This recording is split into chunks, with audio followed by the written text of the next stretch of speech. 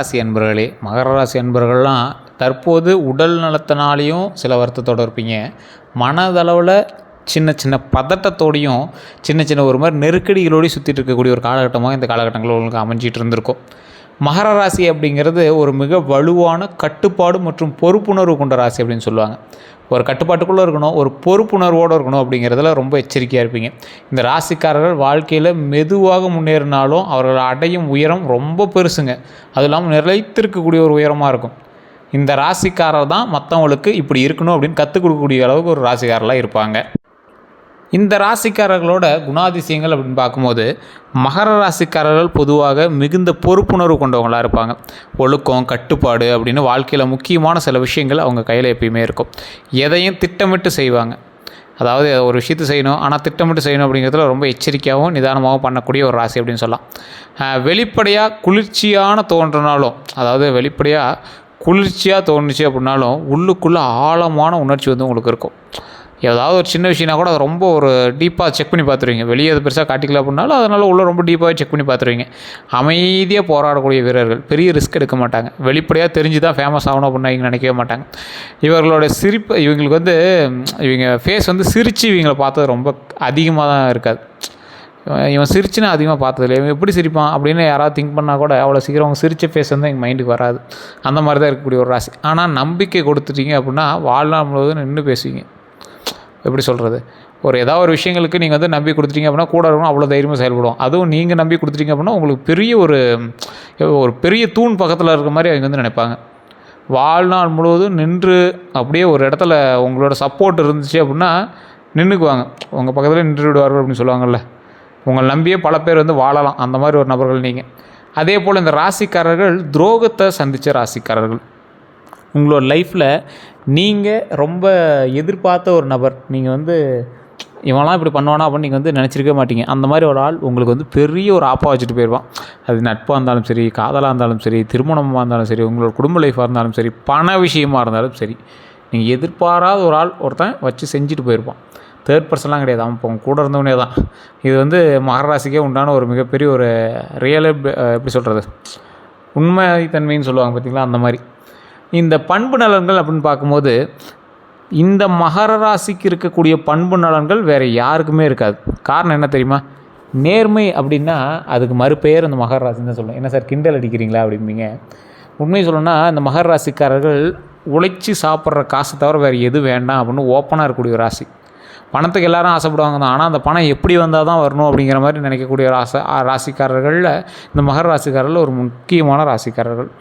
உழைப்பு, hard work ரொம்ப அதிகம். இதை பண்ணால் அதை கிடைக்கும் அப்படின்னா நீங்கள் அதை பண்ணிகிட்டே இருப்பீங்க. பொறுமை, மற்றவனை விட உங்கள்கிட்ட ஒரு ப்ளஸ் பாயிண்ட் ஏதாவது சொல்லு அப்படின்னா பொறுமை. அந்த பொறுமை தான் உங்களை வந்து மிகப்பெரிய ஒரு பேஷன்ஸுக்கு கொண்டு வருது. நண்பகத்தன்மை, உங்கள் மேலே ஈஸியாக நம்பிக்கை வந்துடும். இவன் இப்படி பண்ணுறவன் தான், இருந்தாலும் இந்த விஷயத்தை கொடுத்தீங்கன்னா அவன் சிறப்பாக பண்ணி கொடுப்பான் அப்படிங்கிற மாதிரி ஒரு நம்பகத்தன்மை. குடும்ப பொறுப்பு அதிகம் சார். இந்த மகர ராசிக்காரெல்லாம் பார்த்திங்கன்னா எங்களோட பெற்றோர்களுடைய, இவங்க ஒரு குறிப்பிட்ட ஏஜுக்கு வரும்போதெல்லாம் எங்களோட பெற்றோர்கள் ஒருத்தர் 2 பேரில் யாராவது ஒருத்தர் இதாக இருப்பாங்க. அப்படியே இல்லைனாலும் பெற்றோர்களோட சப்போர்ட் இல்லாமல் வளர்ந்த ஒரு நபர்களாக இருப்பாங்க. சுயம்பாக ஒருத்தன் வந்து உருவாகி வந்துட்டுருக்கான் அப்படிம்பாங்கள்ல, அப்படி இருக்கக்கூடிய நபர்கள் இந்த மகர ராசிக்காரர்கள் தான். சொன்னதை செய்து முடிக்கக்கூடிய நபர்களில் இவங்களோட மகர ராசி அப்படின்னாவே சொன்னதை செஞ்சு முடிச்சிடுவாங்க. அதுதான் எங்களோட அடையாளம் அப்படின்னு சொல்லலாம். இந்த ராசிக்காரர்கள் சொன்னதை செய்து முடிப்பவர், சொன்னதை செஞ்சுட்டு தான் அடுத்த வேலையை பார்ப்பார். அப்படியே எய்ம் பண்ணிட்டே போவான். ஒரு வருஷம் வாங்கலை, அடுத்த வருஷம் வாங்கிடுவான் கவர்மெண்ட் வேலை.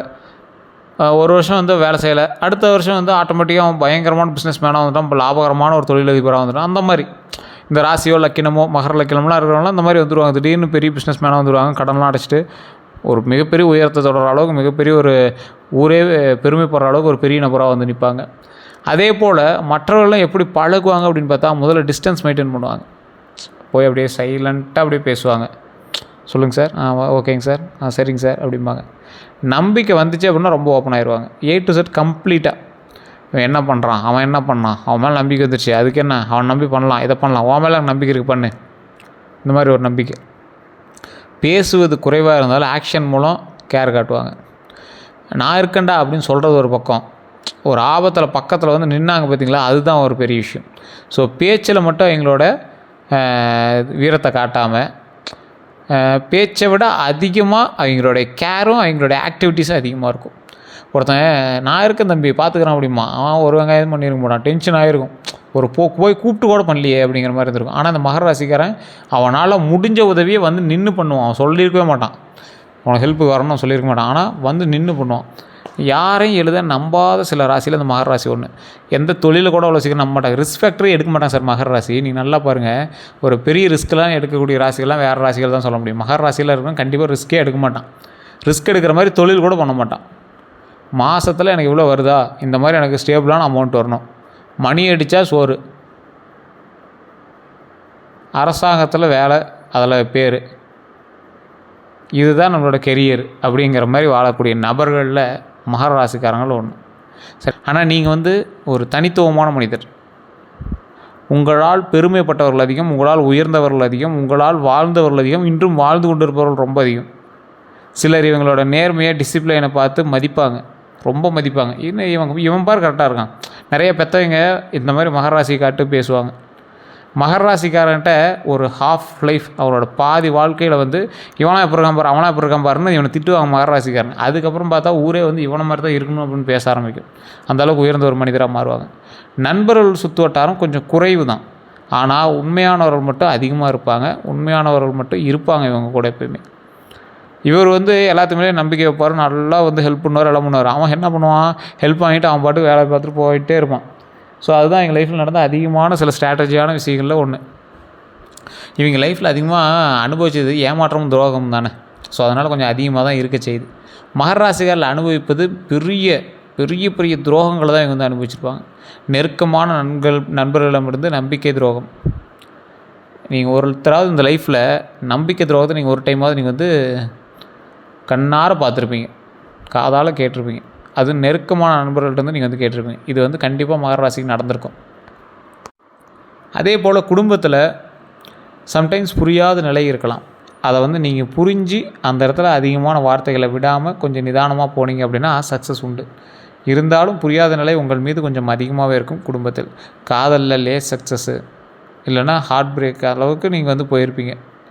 வேலை இடத்துல கிரெடிட் ஸ்டீலிங், அதாவது நீங்கள் உங்கள் உழைப்புக்கு வேறு எவனோ ஒருத்தன் கிரெடிட் பேர் வாங்கிட்டு போயிடுவான். இதெல்லாம் நிறைய நடந்திருக்கு. காரணம் என்ன அப்படின்னா, இவர்கள் நேர்மையாக இருப்பதால் எல்லாரையும் தங்களை மாதிரி நினைக்கிறதில்ல. ரொம்ப நேர்மை, நாமளும் நேர்மையாக இருக்கோம், அவனும் அதே மாதிரி தான் இருப்பான் அப்படின்னு தப்பாக நினச்சிடுறாங்க. ஆனால் அவங்க இது மாதிரி நினைக்கிறதில்ல. நீங்கள் அதிகமாக துரோகத்தை சந்திக்கிறதுக்கான காரணம் தான். அவன் நம்மள மாதிரி இருப்பான்னு நினைக்கிறீங்க. அவன் வந்து உங்களை ஏமாளியாக மட்டும்தான் நினைக்கிறான். அதை ஃபஸ்ட்டு மைண்டில் நல்லா ஞாபகம் வச்சுக்கோங்க. இதுவரை நீங்கள் நம்பிக்கை துரோகத்தை பார்க்கல அப்படின்னா இதுக்கு மேலே உஷாராக இருந்தீங்கன்னா கண்டிப்பாக உங்களுக்கு பிரச்சனை இல்லை. கடந்த காலத்தில் துரோகங்கள் அப்படிங்கிறது எப்போ இருந்திருக்கும் அப்படின்னா 18லேருந்து 25 வயசு வரைக்கும் நண்பர்கள் காதல் பிரச்சனையில் கண்டிப்பாக உங்களுக்கு துரோகங்கள் நடந்தே இருக்கும். 26லேருந்து 32 வரைக்கும் கேரியர்லேயும் பிஸ்னஸ்லேயும் கண்டிப்பாக நீங்கள் வந்து பெட்ரையல் சந்திப்பீங்க. அது மிகப்பெரிய ஒரு ஸ்ட்ராட்டஜியாக மாறும். 33 வயசுக்கு மேலே உறவினர்கிட்ட மன வருத்தம் கண்டிப்பாக வரும். உறவினர்கிட்ட நீங்கள் வந்து கண்டிப்பாக பிரிஞ்சிருக்கக்கூடிய தருணங்களும் அமையும். ஆனால் ஒவ்வொரு துரோகமும் இவங்களை வந்து மிகவும் வலுவானவர்களாக மாற்றும். மிகப்பெரிய ஒரு பில்டிங்கோட பேஸ்மெண்ட் போடுறாங்களா, அந்த மாதிரி பேஸ்மெண்ட்டோடு நீங்கள் வந்து அப்படி டாப்பாக மேலே ஏறிட்டே வருவீங்க. கவலையே பட தேவையில்ல, பயப்படவே தேவையில்ல. அந்தளவுக்கு ஒரு மிகப்பெரிய ஒரு நபராக நீங்கள் வந்து உருவெடுக்கிறதுக்கு இந்த துரோகங்களும் உங்கள் மீது சாட்டப்பட்ட வீண் பழிகளும் ஏமாற்றங்களும் உதவுகிறது. அடுத்த 15 நாட்கள் எப்படி சார் இருக்க போகுது? ஏதாவது ப்ளஸ் பாயிண்ட் இருக்கா, நல்லது இருக்குதா, எதில் கவனமாக இருக்கணும் அப்படின்னு கேட்டால், வேலை பிஸ்னஸில் புதிய வாய்ப்பு உண்டு. பண வரவு சிறிது கொஞ்சம் அதிகரிக்கக்கூடிய ஒரு தருணமாக அமையும். பழைய பிரச்சனைக்கு தீர்வு கிடைக்கும். இது 3மே வந்து நடக்கக்கூடிய ஒரு தருணமாக அமையுதுங்க. வேலை பிஸ்னஸில் புதிய வாய்ப்பு அப்படிங்கிறது எந்த அளவுக்கு இருக்குது, மிகப்பெரிய ஒரு வேலை வாய்ப்பு உங்களுக்கு கண்டிப்பாக கிடைக்குது. பண வரவு சிறிது அதிகரிக்கக்கூடிய ஒரு தருணமாகவும் அமையுது. பழைய பிரச்சனைக்கு கண்டிப்பாக தீர்வு உண்டு. அதனால் நீங்கள் கவலைப்படவே தேவையில்ல, சக்ஸஸ் கண்டிப்பாக உண்டு. கவனமாக இருக்க வேண்டிய விஷயங்கள் என்னென்னா, அன்னெசரி ஆர்கியூமெண்ட்ஸாக அவாய்ட் பண்ணுங்கள். அன்னெசரியாக ஆர்கியூமெண்ட்ஸ் இருந்துச்சு அப்படின்னா தயவுசெய்து அவாய்ட் பண்ணிக்கோங்க. ஹெல்த்தில் எஸ்பெஷலி ஸ்ட்ரெஸ்ஸு, ஸ்லீப்பு இதெல்லாம் கவனிக்கணும். இந்த ராசிக்காரர்கள் இந்த ஹெல்த் விஷயத்தில் கொஞ்சம் கவனமாக இருந்தீங்க அப்படின்னா ரொம்ப நல்லது. மகர ராசிக்காரர்கள் ஹெல்த் விஷயத்தில் ப்ளட் செக்கப் பண்ணிக்கோங்க. எல்டிஎல், ட்ரைக்ளிசரால், கொழுப்பு சத்துலாம் எப்படி இருக்குதுன்னு பார்த்துக்கோங்க. நடங்க. மகர ராசிக்காரர்கள் தயவுசெய்து போயிட்டு ப்ளட் டெஸ்ட் பண்ணி அந்த லிப்பிட் ப்ரொஃபைல்னு சொல்லுவாங்க, கொழுப்பு சத்துக்கள், அதெல்லாம் செக் பண்ணுங்கள். கண்டிப்பாக அந்த டைம் உங்களுக்கு நீங்கள் ஷாக் ஆகிற அளவுக்கு இருக்கும். கொஞ்சம் அதுக்கு தகுந்த மாதிரி உடற்பயிற்சி வேணும். க்ளோஸ் ஃப்ரெண்ட்ஸ் சர்க்கிளில் மிஸ் அண்டர்ஸ்டாண்டிங் வரதுக்கான வாய்ப்புகள் கொஞ்சம் அதிகமாகவே இருக்குது. இந்த 15 நாட்களில் நீங்கள் சும்மா இருந்தால் கூட நல்ல விஷயங்கள் வரும்.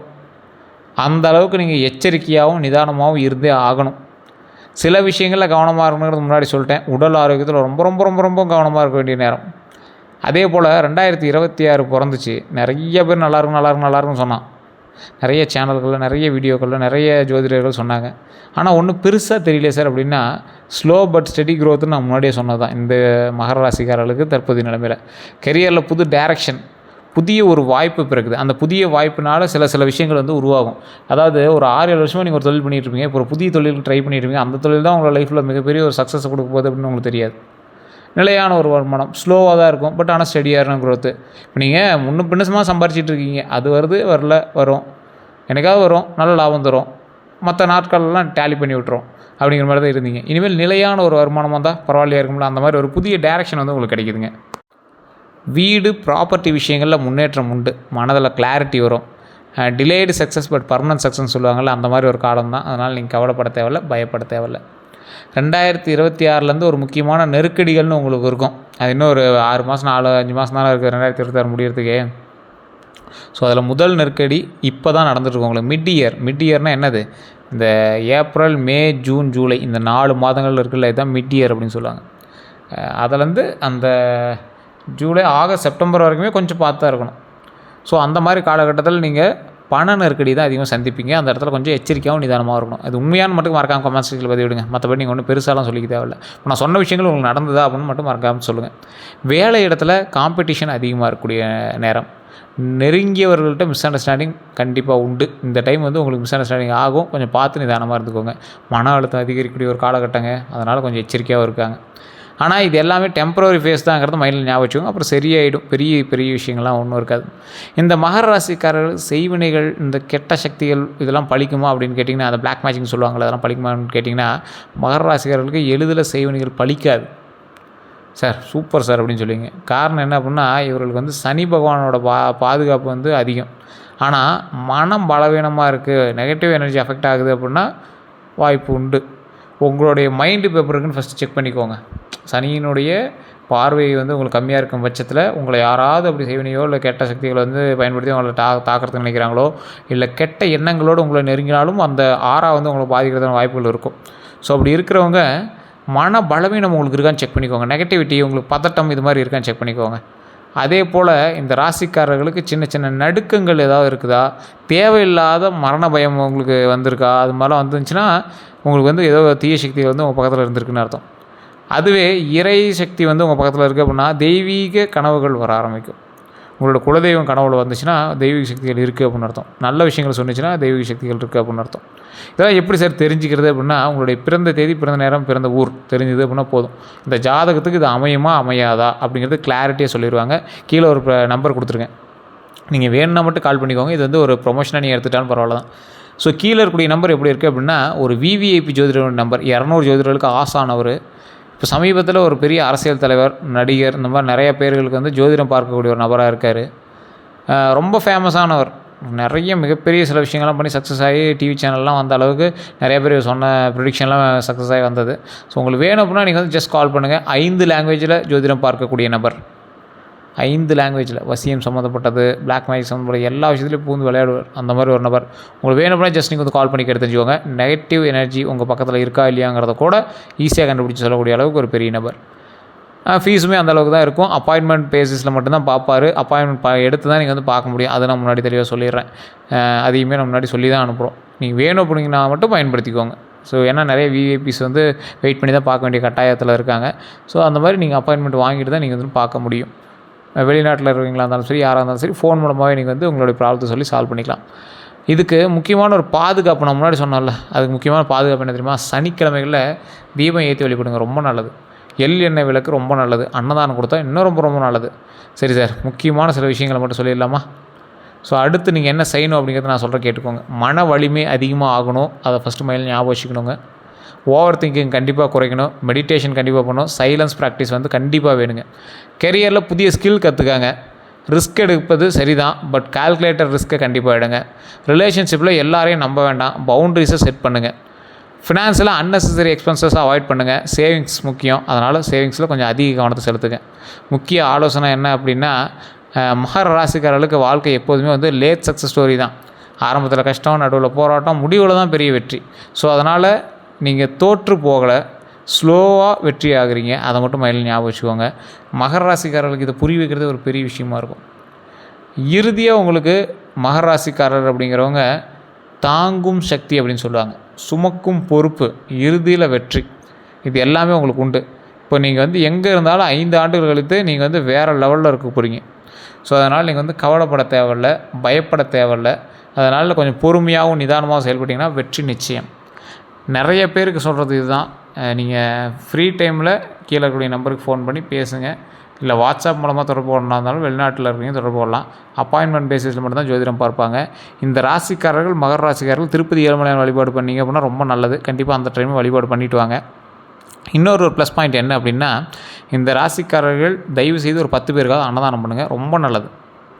ஸோ இதுதான் வந்து இப்போ நம்ம சொல்லக்கூடியது. அடுத்த 12 நாட்கள் உங்களுக்கு எப்படி இருக்க போகுது அப்படின்னு தெளிவாக நான் அடுத்த வீடியோக்களை சொல்கிறேன். இதுவரை நம்ம சேனலை ஃபாலோ பண்ணாமல் தான் ஃபாலோ பண்ணிக்கோங்க. நம்ம சேனலை சப்ஸ்கிரைப் பண்ணாமல் தான் சப்ஸ்கிரைப் பண்ணி பக்கத்தில் பெல் பட்டனை ப்ரெஸ் பண்ணி அதில் ஆல் அப்படிங்கிறத கிளிக் பண்ணிக்கோங்க. எல்லோருக்கும் நன்றி நண்பர்களே.